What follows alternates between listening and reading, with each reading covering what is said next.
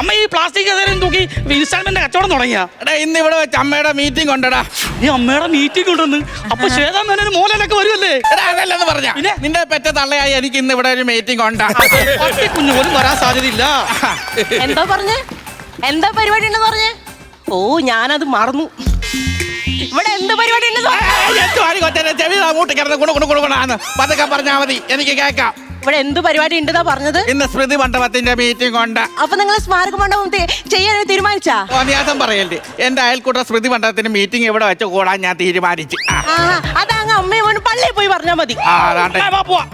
പോട്ടില്ല. എങ്ങോട്ട് പോണ്? നീ അല്ലേ പറഞ്ഞ പള്ളി പോവാൻ? എന്റെ മനുഷ്യൊന്നും മിണ്ടാണ്ടിക്കണ്ട. അതെ, കഴിഞ്ഞ ആഴ്ച എന്റെ പ്രതീക്ഷ കുടുംബശ്രീ മീറ്റിംഗ് ഈ വീട്ടിൽ വെച്ച് നടത്താൻ തീരുമാനിച്ചാ?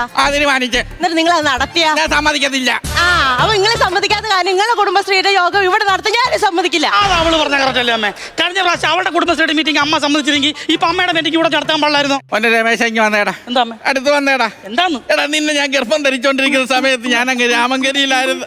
അവിടുത്തെ പാടത്തും പറമ്പിലും ഞാനിങ്ങനെ പണിയെടുത്ത് നടക്കുമ്പോഴേ എനിക്ക് പേറ്റുതോണ്ടായിരുന്നു. ഇതൊക്കറിയാമോ?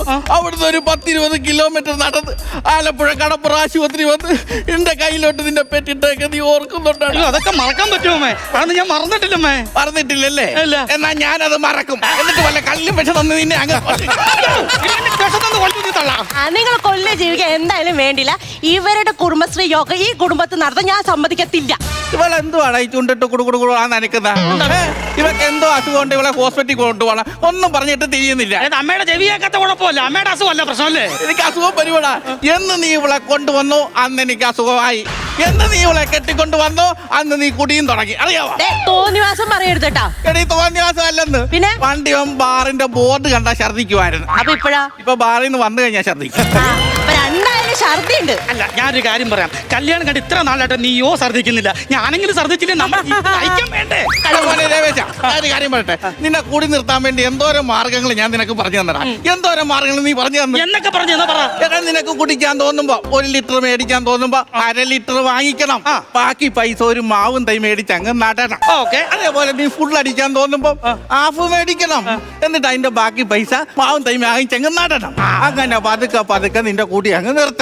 ഞാൻ മാത്രമല്ല കുടിച്ചോണ്ടിരുന്നത്, നമ്മുടെ അച്ഛനും ജീവിച്ചിരുന്നപ്പോ നല്ല കുടിയല്ലായിരുന്ന. അച്ഛൻ്റെ അടുത്ത് ഉപദേശം ഒന്നും ഇല്ലായിരുന്നില്ല. അയ്യോ, ഞാൻ ഉപദേശം കൊടുത്തിട്ടുണ്ട്.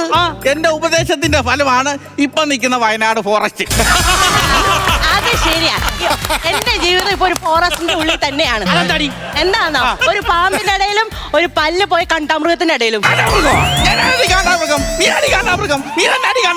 അപ്പൊ അത് കേക്കണേന് ഒരു കുഴപ്പമില്ല. നിങ്ങൾ എന്തൊക്കെ പറഞ്ഞാലും ഇതല്ലേ കേൾക്കണേ. നിങ്ങൾ എന്തൊക്കെ പറഞ്ഞാലും നിങ്ങളെ കുടുംബശ്രീയുടെ യോഗം ഈ പറമ്പിൽ വെച്ച് നടത്താൻ ഞാൻ സമ്മതിക്കത്തില്ല. എന്റെ ഉടമസ്ഥതയുള്ള പറമ്പിൽ വെച്ച് കുടുംബശ്രീയുടെ മീറ്റിംഗ് അല്ല, സംസ്ഥാന സമ്മേളനം വരെ ഞാൻ നടത്തും. സംസ്ഥാന സമ്മേളനം അങ്ങ് ടൗൺ ഹാളിലെ. ഇത് നിങ്ങളുടെ ഉടമസ്ഥതയുള്ള പറമ്പാണെങ്കിലേ ഈ വീട് വെച്ചത് എന്റെ അച്ഛന്റെ കാശ് കൊണ്ടാ. കുത്തിത്തിരിപ്പ് കണ്ടാണ് രമേശ? കുത്തിത്തിരിപ്പ് കണ്ട? ഇവിടെ കുത്തിത്തിരിപ്പ് കാരണമാണ് ഒറ്റ അയൽക്കൂട്ടമായ ഞങ്ങളുടെ കുടുംബശ്രീ രണ്ടായത്. മനസ്സിലായോ? അതിനിപ്പോ എന്താ, ഇപ്പൊ നമുക്ക് 2 കുടുംബശ്രീന്ന് ലോൺ എടുക്കാൻ പാടില്ലേ?